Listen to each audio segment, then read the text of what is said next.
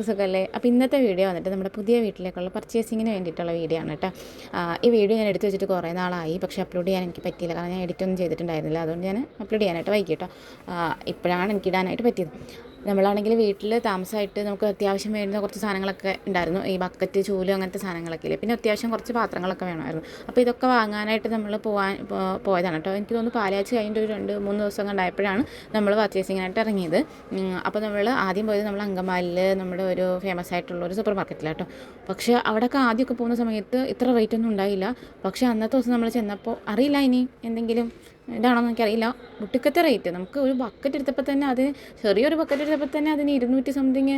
അതൊക്കെ ഭയങ്കര വലുതാണ്. എന്നെയും കൊണ്ട് വെച്ച് നോക്കുവാണെങ്കിൽ അതൊക്കെ വലിയൊരു എമൗണ്ട്. അപ്പോൾ എനിക്കത് പറ്റുണ്ടായില്ല. എന്നിട്ട് ഞാനൊരു ചെറിയ കപ്പൊക്കെ ഒന്ന് എടുത്ത് നോക്കിയപ്പോൾ അതിലും 160, 170, 200 മുകളിലോട്ടുള്ളതൊക്കെയാണ്. എന്ന് വെച്ചാൽ ആ ഒരു റേഞ്ചിലാണ് സ്റ്റാർട്ടിങ് തന്നെ.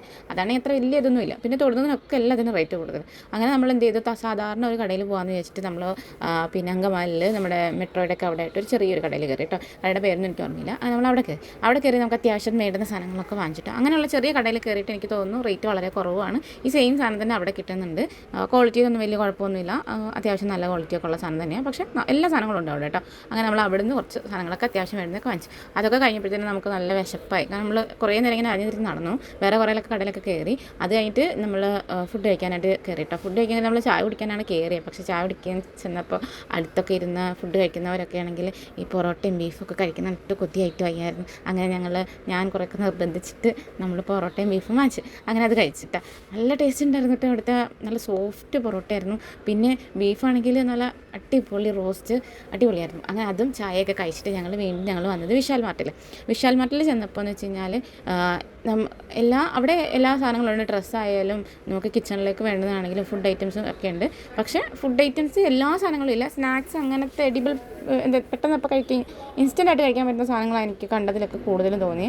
പിന്നെ വളരെ കുറവായിരുന്നു ബാക്കിയുള്ള ഈ കടല അങ്ങനത്തെ സാധനങ്ങളൊക്കെ. അതൊക്കെ വളരെ കുറവായിട്ട് എനിക്ക് തോന്നി. ബാക്കി കൂടുതലും എനിക്കുള്ളത് ഫുഡ് ഐറ്റംസ് അത്ര എല്ലാ സാധനങ്ങളൊന്നും ഇല്ല, എന്നാലും ഒരുവിധമുണ്ട്. അങ്ങനെ നമ്മൾ അവിടെ നിന്നാണ് കേട്ടോ ബാക്കി കംപ്ലീറ്റ് സാധനങ്ങൾ വാങ്ങിച്ച്. നല്ല വിലക്കുറവുണ്ടായിരുന്നു. ക്വാളിറ്റിയിലൊന്നും കുഴപ്പമില്ല, എനിക്കിഷ്ടമായി. നമ്മൾ കുറച്ച് സാധനങ്ങൾ അവിടെ നിന്ന് അങ്ങനെ പർച്ചേസ് ചെയ്ത് വാങ്ങിച്ചു കേട്ടോ.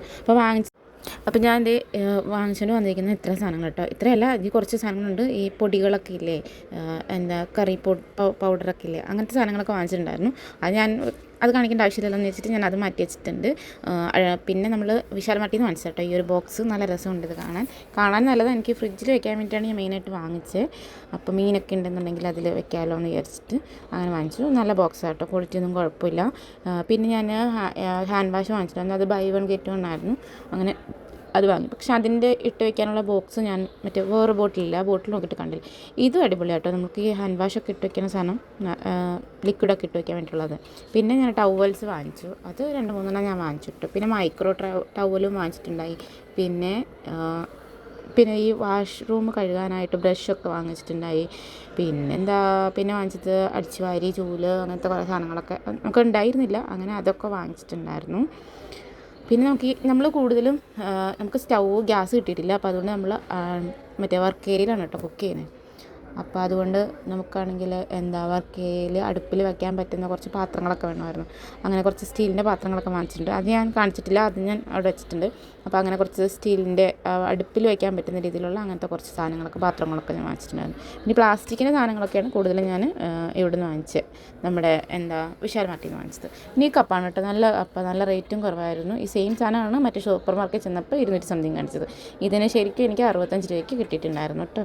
അങ്ങനെ അടിപൊളിയാണ്, സാധനങ്ങളൊക്കെ കൊള്ളാം. അങ്ങനെ ഇനിയും നമുക്ക് കുറച്ച് സാധനം കൂടി വാങ്ങിക്കാനുണ്ട്.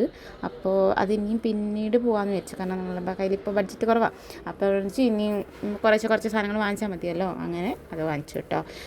അങ്ങനെ വാങ്ങിക്കാമെന്ന് വിചാരിച്ചു. അപ്പോൾ വീഡിയോ ഇത്രയേ ഉള്ളൂ കേട്ടോ. ഒരു കുട്ടി ലോങ് വീഡിയോ ആണ്. അപ്പോൾ എല്ലാവർക്കും വീഡിയോ ഇഷ്ടപ്പെട്ടുണ്ടെങ്കിൽ ലൈക്ക് ചെയ്യണം, സപ്പോർട്ട് ചെയ്യണം. അപ്പോൾ ഓക്കെ, ബൈ, സീ യു.